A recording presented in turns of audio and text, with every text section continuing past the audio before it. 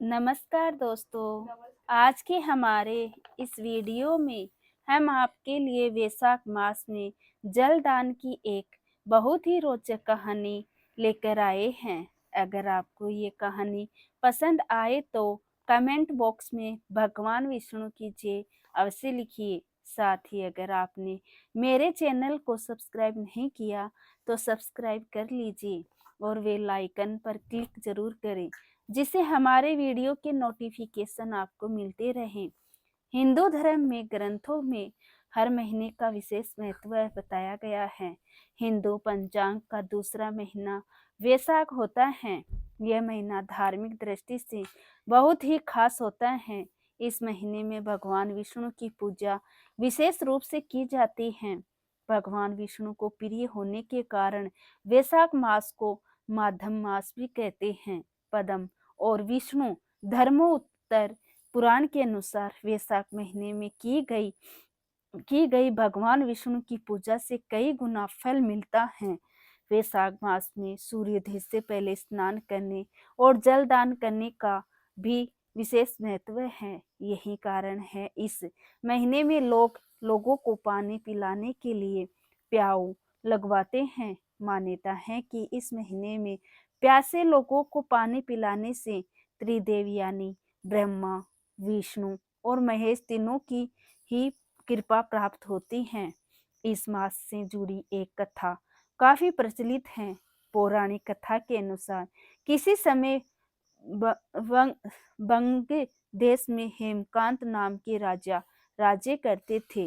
एक दिन वो राजा शिकार खेलने वन में गए। शिकार करते करते वो अपना सैनिकों से बिछड़ गए और थक गए और वन में उन्हें एक ऋषि दिखाई दिए। ऋषि उस समय समाधि में थे, इसलिए उन्होंने राजा के प्रश्नों का उत्तर नहीं दिया।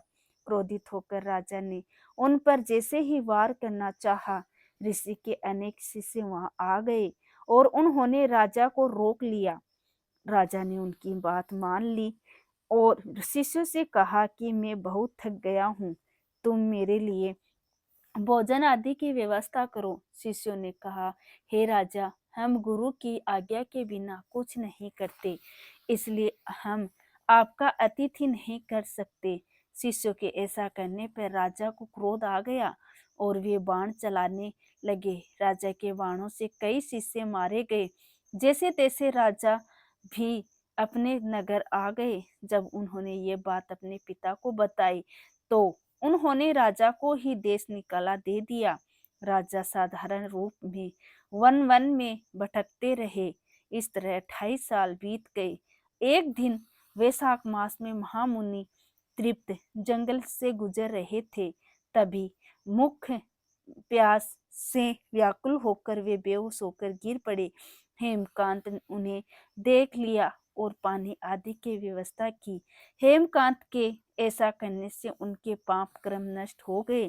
अंत समय में यमदूत हेमकांत के प्राण लेने आए तो वह भगवान विष्णु का ध्यान करने लगा।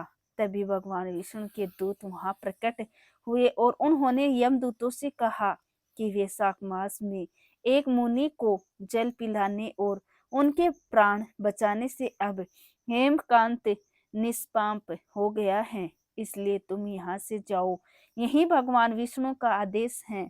इसके बाद जैसे ही भगवान विष्णु के दूत ने हेमकांत को स्पर्श किया तो वह पहले की तरह स्वस्थ और युवा हो गए।